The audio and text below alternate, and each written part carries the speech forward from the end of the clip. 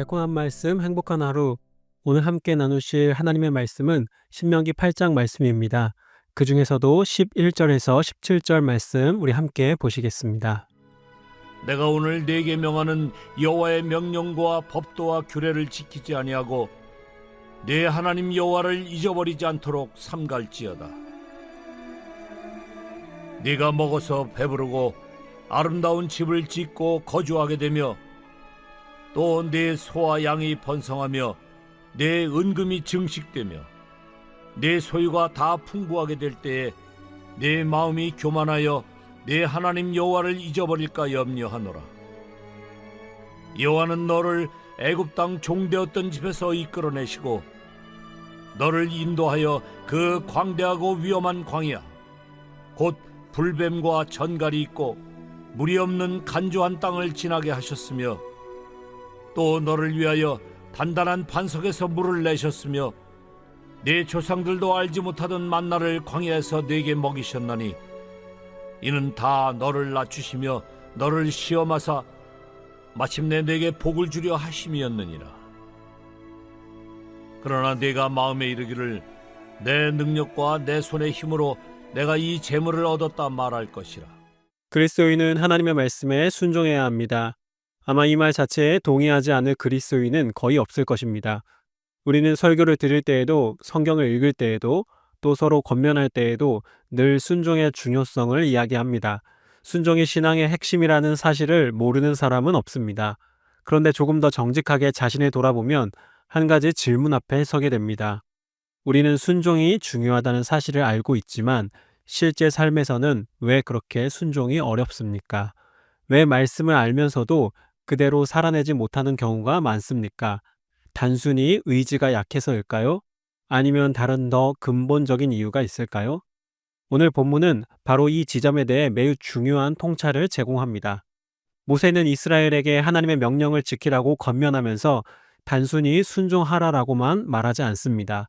하나님께서 어떻게 이스라엘을 순종할 수 있는 사람으로 만들어 가셨는지를 함께 설명하고 있습니다. 순종은 단순한 결심만으로 되는 것이 아니라 하나님께서 빚어가시는 과정 속에서 형성된다는 사실을 보여주고 있습니다. 신명기 8장 2절에서 3절 말씀입니다. 내 하나님 여호와께서 이 40년 동안에 내게 광야 길을 걷게 하신 것을 기억하라. 이는 너를 낮추시며 너를 시험하사 내 마음이 어떠한지 그 명령을 지키는지 지키지 않는지 알려 하심이라. 너를 낮추시며 너를 줄이게 하시며 또 너도 알지 못하며 내 조상들도 알지 못하던 만나를 내게 먹이신 것은 사람이 떡으로만 사는 것이 아니오 여호와의 입에서 나오는 모든 말씀으로 사는 줄을 내가 알게 하려 하심이니라. 이 말씀에서 반복해서 나오는 표현이 있습니다. 알게 하려 하심이라 라는 표현입니다.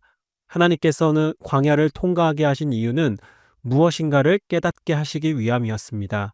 그 깨달음은 단순한 지식이 아니라 삶으로 체험하여 알게 되는 깨달음이었습니다. 하나님께서는 이스라엘을 낮추시고 굶주리게 하셨습니다. 여기서 굶주리는 것은 단순한 육체적 고통을 의미하는 것 이상입니다. 사람이 스스로의 힘으로 살아갈 수 없다는 사실을 몸으로 경험하게 되는 자리였습니다. 애굽에서는 비록 종이었지만 먹을 것은 있었습니다. 그러나 광야에서는 전혀 다른 상황이었습니다. 아무것도 없는 자리에서 하루하루를 살아가야 했습니다. 그런데 바로 그 자리에서 하나님께서 만나를 공급하셨습니다. 이것이 매우 중요합니다. 하나님께서는 단지 굶주리기만 하신 것이 아니라 굶주리게 하신 후에 먹이셨습니다. 낮추신 후에 공급하셨습니다. 그 과정을 통해 이스라엘은 한 가지 사실을 배우게 되었습니다. 사람은 떡으로만 사는 존재가 아니라는 사실입니다. 즉, 눈에 보이는 물질만으로 살아가는 존재가 아니라 하나님께 의지하여 살아가는 존재라는 사실을 알게 되었습니다. 이 깨달음이 왜 중요한가 하면 순종과 직접적으로 연결되기 때문입니다. 자신이 스스로 살아갈 수 있다고 생각하는 사람은 하나님의 말씀을 절대적으로 받아들이기 어렵습니다. 그러나 하나님께 의지하지 않으면 살아갈 수 없다는 사실을 아는 사람은 말씀을 생명의 말씀으로 붙들게 됩니다. 순종은 의지의 문제가 아니라 무엇에 의지하고 있는가의 문제이기도 합니다. 이 사실은 뒤에 이어지는 말씀에서 더욱 분명하게 드러납니다. 신명기 8장 16절에서 17절 말씀입니다. 내 조상들도 알지 못하던 만나를 광야에서 내게 먹이셨나니 이는 다 너를 낮추시며 너를 시험하사 마침내 내게 복을 주려 하심이었느니라. 그러나 내가 마음에 이르기를 내 능력과 내 손의 힘으로 내가 이 재물을 얻었다 말할 것이라. 여기서 우리는 하나의 중요한 대조를 보게 됩니다. 광야에서는 하나님께서 먹이셨습니다. 그러나 가나안에 들어가면 사람은 이렇게 말하기 쉽습니다. 내 능력과 내 손의 힘으로 내가 이 재물을 얻었다. 이 말씀에서 주목해야 할 표현은 마음에 이르기를 이라는 말입니다. 이것은 입으로 공개적으로 말하는 교만 이전에 마음속에서 일어나는 해석을 가리킵니다. 같은 수학을 보면서도 어떤 사람은 하나님께서 주셨다고 고백하고 어떤 사람은 자신의 노력의 결과라고만 생각합니다. 행동은 같아 보일 수 있지만 마음의 방향은 전혀 다릅니다. 하나님께서는 바로 그 마음을 경계하십니다. 광야에서 낮추신 이유도 여기에 있습니다. 낮아져 보지 않은 사람은 자신이 얼마나 하나님께 의존적인 존재인지 알기 어렵기 때문입니다. 그래서 광야의 시간은 단순히 힘들었던 과거의 시간이 아니라 앞으로 풍요 속에서도 하나님을 잊지 않도록 준비시키는 시간이었습니다. 하나님께서는 자기 백성을 낮추시는 이유를 분명히 하셨습니다. 마침내 복을 주려 하심이었습니다. 낮추심은 목적이 아니라 과정이었습니다. 이제 이어지는 말씀은 풍요 속에서 생겨나는 또 다른 위험을 보여줍니다. 신명기 8장 13절에서 14절 말씀입니다. 또 내 소와 양이 번성하며 내 은금이 증식되며 내 소유가 다 풍부하게 될 때에 내 마음이 교만하여 내 하나님 여호와를 잊어버릴까 염려하노라. 여호와는 너를 애굽 땅 종되었던 집에서 이끌어내시고. 하나님의 목적지는 광야가 아니었습니다. 하나님께서는 처음부터 가나안을 향해 인도하고 계셨습니다. 그 땅은 부족함이 없는 땅이었고 먹어서 배부를 수 있는 땅이었습니다. 하나님께서는 자기 백성이 궁핍 속에서만 머물기를 원하신 것이 아니라 좋은 것을 누리며 살기를 원하셨습니다. 그러나 하나님께서는 한 가지를 염려하셨습니다. 풍요 자체가 아니라 풍요 속에서 생겨나는 마음이었습니다. 사람은 배부르게 되면 쉽게 잊어버립니다. 어렵고 힘들 때에는 간절히 기도하지만 형편이 나아지면 기도가 줄어들고 하나님을 찾는 마음도 약해지는 경우가 많습니다. 그래서 하나님께서는 광야라는 시간을 허락하셨습니다. 이것은 우리를 괴롭게 하려는 시간이 아니라 우리를 준비시키는 시간이었습니다. 하나님께서는 우리를 너무나 잘 아시기 때문입니다. 우리도 스스로를 잘 안다고 생각합니다. 나는 괜찮을 것이라고, 이런 과정이 없어도 하나님을 잘 섬길 수 있을 것이라고 생각합니다. 그러나 성경은 인간을 매우 현실적으로 바라봅니다. 낮추심의 과정이 없다면 우리는 쉽게 자신을 의지하게 되고 하나님께서 주신 것조차 자신의 힘으로 얻었다고 여기게 됩니다.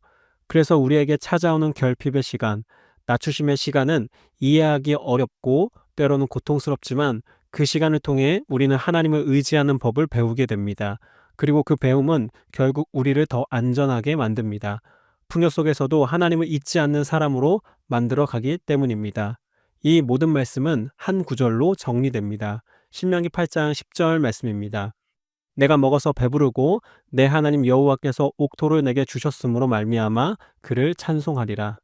하나님께서는 우리가 굶주릴 때만 하나님을 찾는 사람이 아니라 배부를 때에도 하나님을 찬양하는 사람이 되기를 원하십니다. 결핍 속에서도 하나님을 의지하고 풍요 속에서도 하나님을 잊지 않는 삶, 이것이 하나님께서 원하시는 삶입니다. 그러므로 우리는 지금의 형편이 어떠하든지 그 자리에서 하나님을 기억해야 합니다. 결핍의 자리에서는 하나님을 의지하는 법을 배우고 풍요의 자리에서는 하나님께서 주셨음을 고백해야 합니다. 광야의 시간에도 가나안의 시간에도 우리의 삶의 주인이 하나님이심을 고백하는 강서 공동체가 되기를 소망합니다. 오늘의 적용 질문입니다. 첫 번째, 나는 지금까지의 삶 속에서 하나님께서 공급하시고 인도하시는 흔적들을 얼마나 의식하며 살아가고 있는가? 아니면 어느 순간부터 그것을 나의 노력과 능력의 결과로만 여기고 있지는 않은가? 두 번째, 나는 어려운 시기에는 하나님을 간절히 찾으면서도 형편이 나아지면 하나님을 기억하는 마음이 느슨해지지는 않는가? 풍요의 때에도 하나님께 감사하고 찬양하는 습관이 내 삶에 자리 잡고 있는가? 우리 함께 말씀을 생각하시며 기도하시겠습니다. 하나님 아버지, 우리의 삶을 돌아보게 하시니 감사합니다. 우리가 가진 것과 누리는 모든 것이 주님께로부터 왔음을 알면서도 때로는 우리의 힘으로 얻은 것처럼 여기며 살아왔음을 고백합니다. 광야와 같은 시간 속에서 우리를 낮추시고 하나님을 의지하게 해주시는 주님의 뜻을 깨닫게 하여 주옵소서. 또한 형편이 나아지고 마음이 평안할 때에도 주님을 잊지 않고 감사와 찬양을 올려드리는 마음을 허락하여 주옵소서. 우리의 삶이 환경에 따라 흔들리는 신앙이 아니라 언제나 하나님을 기억하고 의지하는 삶이 되게 하여 주옵소서. 우리 공동체가 결핍의 때에도 풍요의 때에도 하나님을 높이는 공동체가 되게 하시고 우리의 삶을 통해 하나님께 영광이 드러나게 하여 주옵소서. 예수 그리스도의 이름으로 기도합니다. 아멘.